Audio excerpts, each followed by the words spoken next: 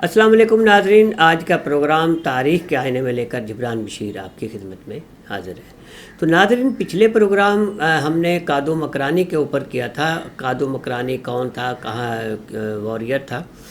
تو آج ہم اس کا نیکسٹ ایپیسوڈ آپ کو بتانے جا رہے ہیں کہ وہ لوگوں کے ناک کان کاٹ دیتا تھا، جس کی وجہ سے انگریز حکومت اس کا بہت زیادہ پیچھا کرتی تھی، کیونکہ جو لوگ مخبری کرتے تھے اس کے بھی وہ ناک کان کاٹ دیا کرتا تھا۔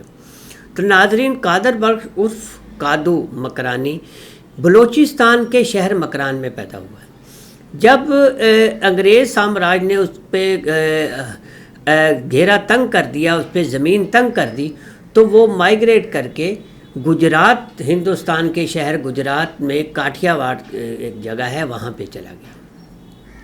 تو برطانیہ نے اور فوج نے اس کا وہاں پہ بھی پیچھا کیا، اور وہاں ان کے جو کاٹھیا واڑ کے دیہات تھے ان کے ساتھ وہاں حملہ کیا اور وہاں لڑائی کی، مگر کادو مکرانی اور ان کے چند ساتھیوں نے مل کر ان کو بھگا دیا اور ان کو اچھی خاصی شکست ہوئی۔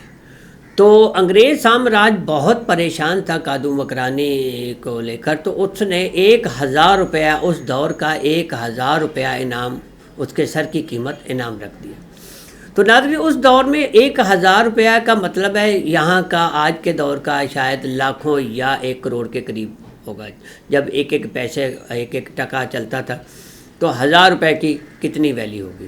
اور ساتھ 1 مربع ایکڑ زمین بھی ساتھ رکھی تھی کہ جو شخص اس کا پتہ بتائے گا صحیح، یا اس کو پکڑ کے لائے گا یا اس کو مارے گا، تو اس کو 1 مربع زمین اور 1000 روپیہ نقد انعام دیا جائے گا۔ تو لہذا کادو مکرانی وہاں سے احمد آباد چلا گیا۔ احمد آباد میں اس کے دوستوں نے اس کو مشورہ دیا کہ تم کراچی چلے جاؤ، یا اس کراچی کے ساحلی علاقوں میں چلے جاؤ۔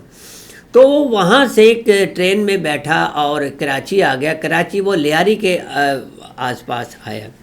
یہاں کچھ لوگوں نے اس کو پہچان لیا اور اس کی مخبری کی۔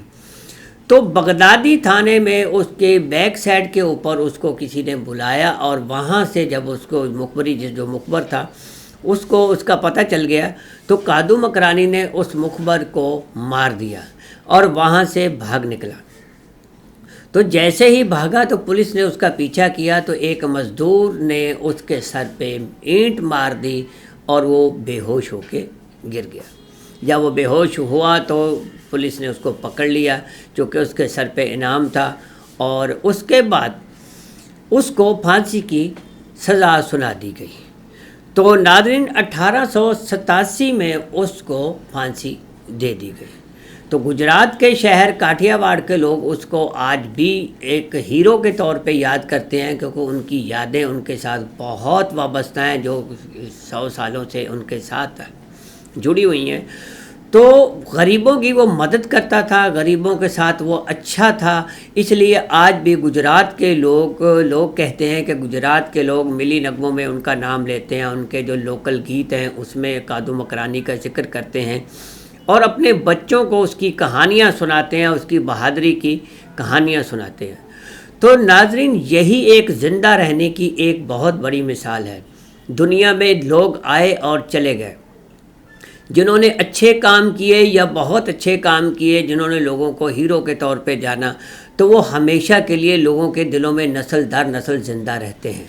تو مورخین بھی انہی کو ترجیح دیتے ہیں، انہی کے بارے میں لکھتے ہیں، اور وہ ہزاروں سال تک، جب تک دنیا ہے تب تک وہ زندہ رہیں گے، کسی بھی صورت میں، ہیرو کی شکل میں یا ملی نغموں کی صورت میں، جو ان کے بارے میں انہوں نے اس کے اوپر ان کے گیت لکھے ہیں۔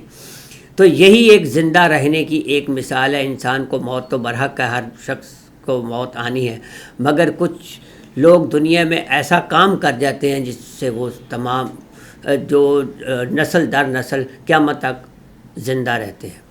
تو ناظرین، اس کے ساتھ ہی جبران بشیر کو اجازت دیجیے۔ اللہ حافظ۔